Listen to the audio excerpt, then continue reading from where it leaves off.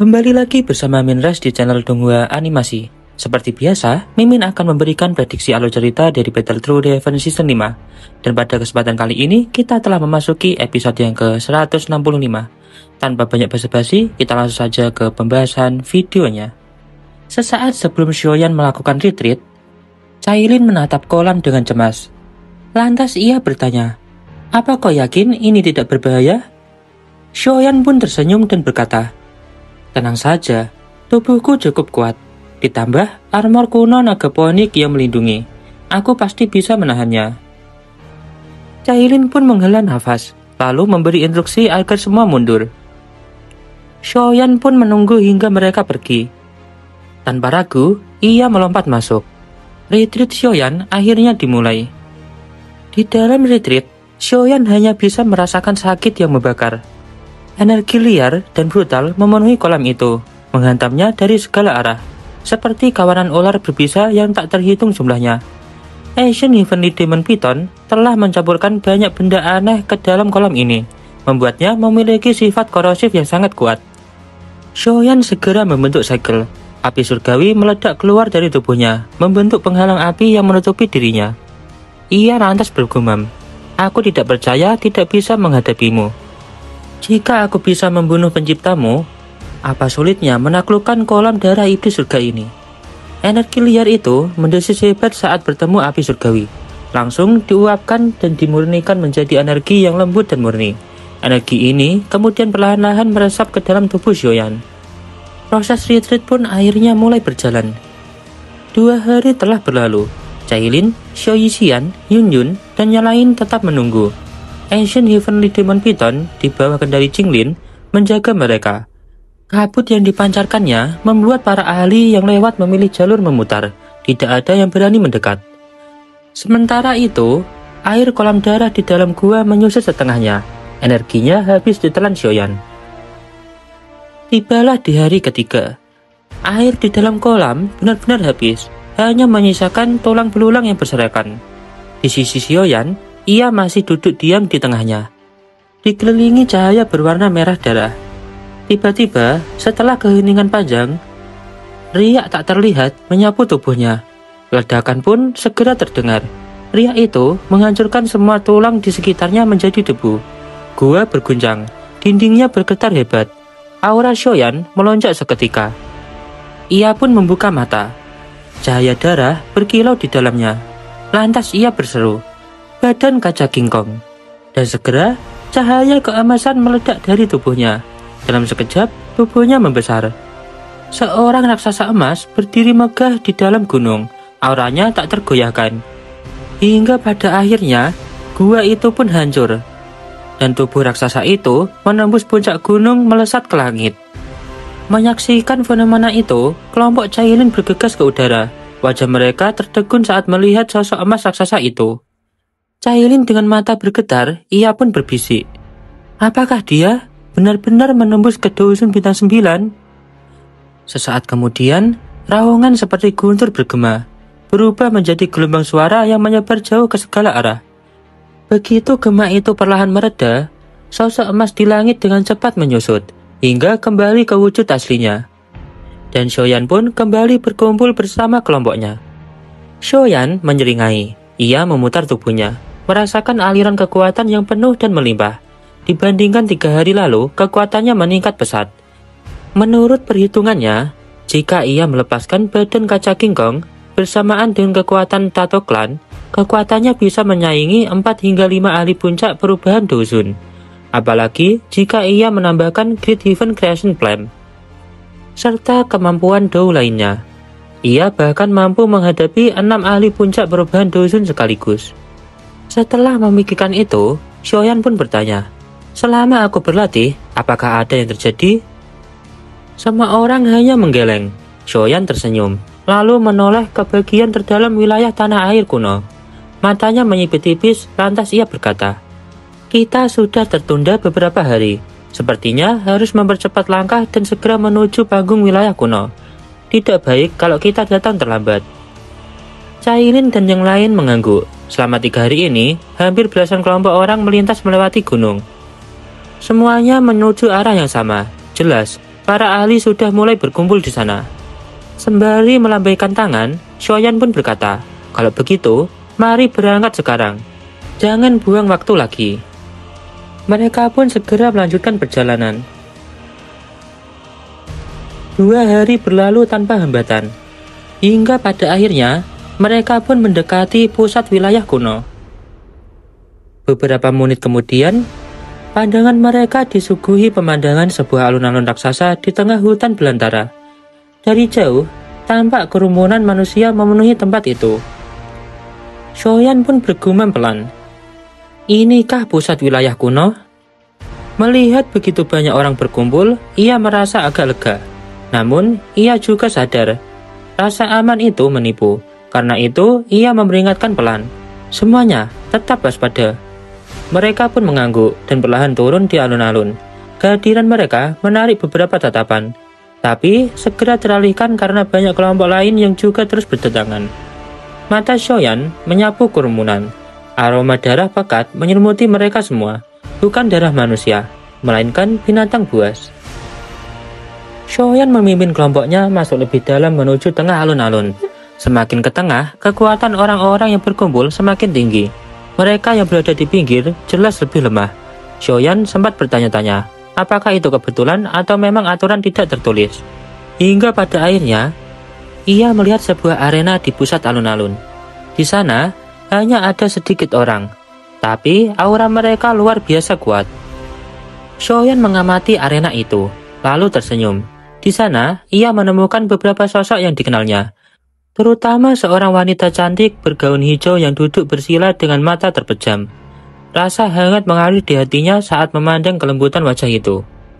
Sebelum melangkah ke area klan Gu, Xiaoyan pun berkata pada kelompoknya, "Mari temui beberapa orang yang kita kenal." Namun, tepat ketika ia hendak berjalan, tatapan tajam penuh hawa dingin menyambar dirinya. Suara sedingin es pun terdengar samar. "Tempat ini bukan untukmu, enyahlah." Xiaoyan menghentikan langkahnya, lalu menoleh. Ia menatap sosok itu, lantas ia berkata, "Feng Jing'er?" Karena suara Feng Jing'er, Sun Er dan kelompoknya pun menoleh. Ia lantas bertanya, "Xiaoyan?" Melihat itu, seorang pria di sisi Sun Er, yaitu Gu Hua, ia pun berkata, "Jadi Xiaoyan ketemu masalah? Tak kusangka, dia juga punya urusan dengan suku Heaven Demon Phoenix." Mendengar ucapannya, Sun Er sedikit mengerutkan kening. Matanya segera menatap ke arah Feng Jing'er. Lantas ia berbisik, "Suku Heaven Demon Phoenix ini benar-benar keterlaluan." Di sisi Gu Jingyang terkekeh ringan. Ia lantas berkata, "Jangan ikut campur. Xiaoyan bisa mengatasinya sendiri." Atas peringatan itu, Sun Er hanya bisa mengangguk. Tatapannya sempat melayang melewati Xiaoyan dan berhenti pada Cailin yang berdiri di belakangnya. Suasana di arena itu perlahan menjadi hening. Banyak mata kini menatap lurus ke arah Xiaoyan.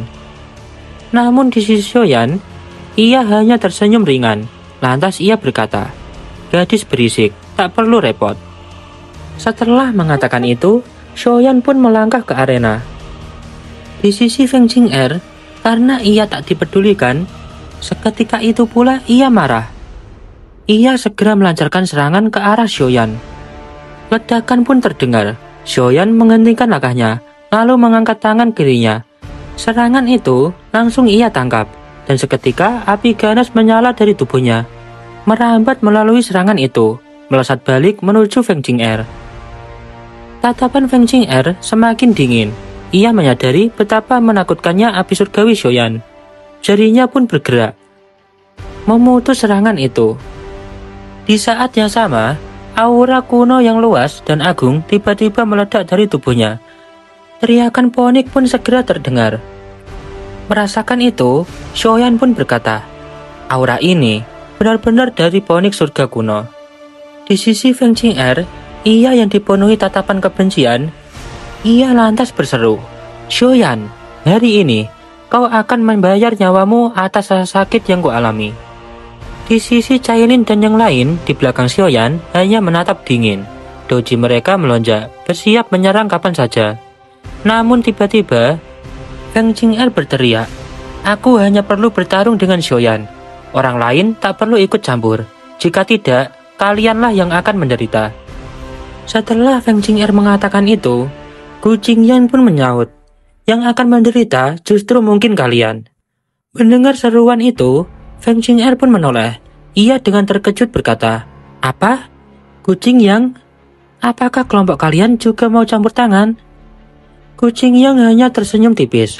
Lantas ia berkata, "Kalau duel 1 lawan 1, kami tak akan ikut campur. Tapi kalau mau main keroyokan, jangan harap aku diam saja."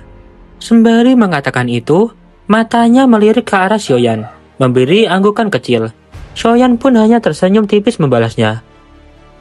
Setelah Xiaoyan menerima tantangan dari Feng Qing'er, pertarungan pun segera dimulai. Pertarungan diawali dengan Feng Qing'er menghujani Xiaoyan dengan benang sutra warna-warni yang tajam seperti bilah. Namun, setiap benang yang mendekat langsung terbakar habis oleh api bakat yang melingkupi tubuh Xiaoyan. Ia melangkah maju tanpa goyah. Hal itu mampu membuat Feng Qing'er merasa gentar. Tak terima harga dirinya diremehkan, Feng Qing'er mengeluarkan jurus pamungkas. Doji di tubuhnya meledak, membentuk bayangan raksasa poni surga kuno di langit. Sayap raksasa itu mengepak, membawa kekuatan menakutkan yang menyapu lurus ke arah Xiaoyan. Menghadapi serangan itu, Xiaoyan tak mundur. Ia juga tak menghindar. Cahaya emas terpancar dari tubuhnya. Di sisi Feng Qing'er, ia merasa puas untuk pertama kalinya bisa menekan Xiaoyan. Tapi, senyum itu cepat membeku. Dari balik debu, tanah bergetar hebat. Cahaya emas yang jauh lebih tajam meledak keluar. Lalu dalam sekejap, sosok Xiaoyan muncul tepat di hadapan Feng Qing'er. Bagian Xiaoyan masih rapi, tubuhnya sama sekali tak terluka, seolah serangan barusan tak berarti apa-apa. Sebelum Feng Qing'er sempat bereaksi, sebuah telapak tangan langsung menampar wajahnya dengan kecepatan kilat. Atas tamparan itu, tubuh Feng Qing'er terpental jauh hingga menyeret tanah dan berhenti ratusan meter jauhnya. Hingga bibirnya meneteskan darah.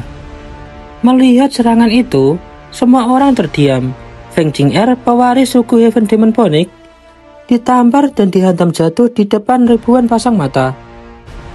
Dan di sisi Xiaoyan, ia menatap dingin. Lantas ia berkata, "Tak peduli dari mana asal kekuatanmu. Kalau itu bukan milikmu sendiri, pada akhirnya tetap rapuh. Kekuatan sejati hanya bisa didapat dengan usaha, bukan dengan cara curang." Kerumunan langsung bergemuruh. Sebagian terkejut, sebagian menahan tawa. Ada yang berbisik, "Kalau aku jadi Feng Qing'er, aku tak akan sanggup tampil di depan umum lagi." Atas kejadian itu, wajah para anggota suku Heaven Demon Phoenix seketika berubah. Amarah mereka meledak, siap menyerang Xiaoyan. Namun, suara dingin pria bermata aneh menghentikan mereka.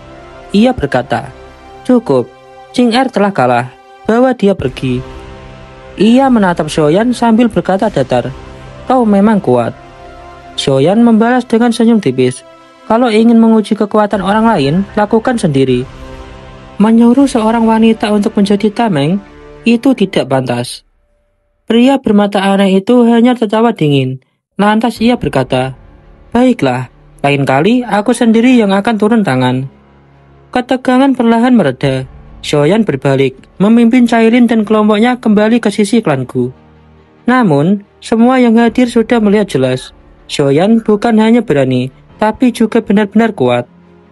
Di sisi gua, ia tertawa keras. "Kejam sekali. Pertama kalinya aku lihat kau menampar wanita seperti itu. Xiaoyan, aku salut padamu."